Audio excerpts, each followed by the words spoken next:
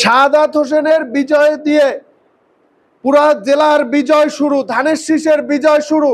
এই বিজয় ইনশাল্লাহ আগামীতে পুরো জেলা ছাত্রদল ধানের শীষের 3টে আসনকে বিজয় করে জিতিয়ে এই বিজয় অব্যাহত রাখবে ইনশাল্লাহ।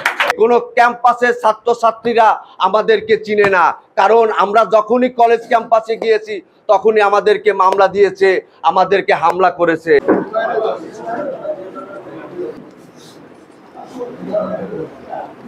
ভিডিও নিছো? বাংলাদেশের জনগণ বাংলাদেশ জাতীয়তাবাদী দলকে ভোট দিয়েছে। তার একটি হলো স্বৈরাচারের স্টাইলে ভোট করা, আওয়ামী লীগের চোখে চোখ রেখে এবং প্রশাসনের চোখে চোখ রেখে এবং আমাদের সহযোদ্ধা শাহাদাত একজন জামাতের এমপি প্রার্থীকে পরাজিত করেছেন। চারটিখানি ব্যাপার নাই।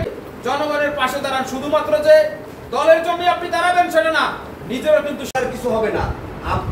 আমাদের যারা বড় বড় বিএনপির নেতা আছে, যারা আহ্বায়ক সদস্য সচিব বা যারা টাকা আছে, কিন্তু আমরা বলবো ছাত্রদল সবসময় ঐক্য থাকবে, ছাত্রদল সবসময় অমুক লিখতে বলতে হবে, অমুককে তমুককে বলতে হবে, এটা আমাদেরকে অ্যাভয়েড করতে হবে।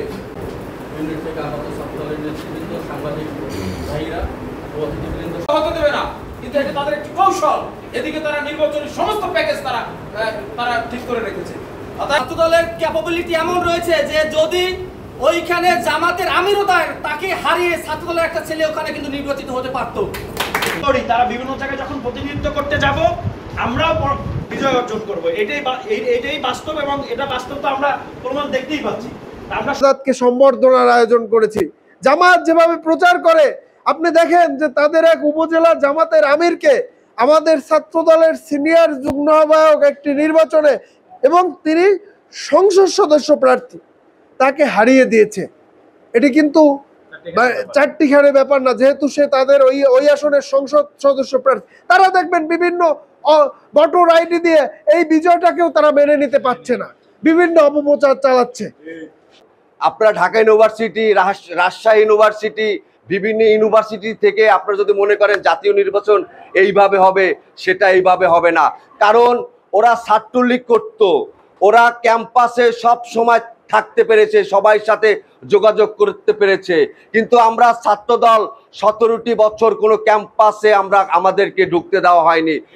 অতএব জাতীয় রাজনীতি দিয়ে আপনারা কলেজ রাজনীতি থেকে জাতীয় রাজনীতি আপনারা আশা করেন না।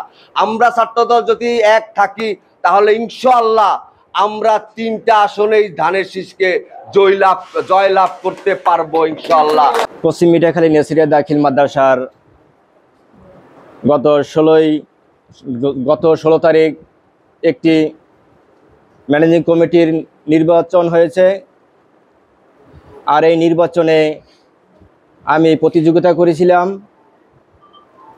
এই প্রতিযোগিতায় অংশগ্রহণ করে আমি ভোটের মাধ্যমে বিজয় অর্জন করেছি। বাংলাদেশ জামাতে ইসলামের আমিরের এবং মঠবাড়িয়ার 3 আসনের সংসদ সদস্য পদপ্রার্থী জামাতের একে হারিয়ে আমি ভোটের মাধ্যমে তাকে পরাজিত করেছি এবং আমি বিজয় ছিনিয়ে এনেছি। এই বিজয়ের ভিতরে অনেক গুঞ্জন ছড়িয়েছে, তাদের পক্ষের লোক তারা এভাবে করবে, কারণ তাদের তো আর অস্তিত্ব নাই। একটু না করলে তাদের আর অস্তিত্ব থাকে না। তা না হলে আমার মতো সাধারণ কর্মী ছাত্রদলের সাথে একজন সংসদ সদস্য পদপ্রার্থী আমার কাছে হেরে গেছে, এটা আসলে ভাবার বিষয়। আমি যদি ভালো কাজ না করতাম এবং ভোটাররা যদি আমাকে সাহস না দিত এবং ভোট প্রয়োগ না করতো আমার পক্ষে, তাহলে আজ এই বিজয় আমি অর্জন করতে পারতাম না।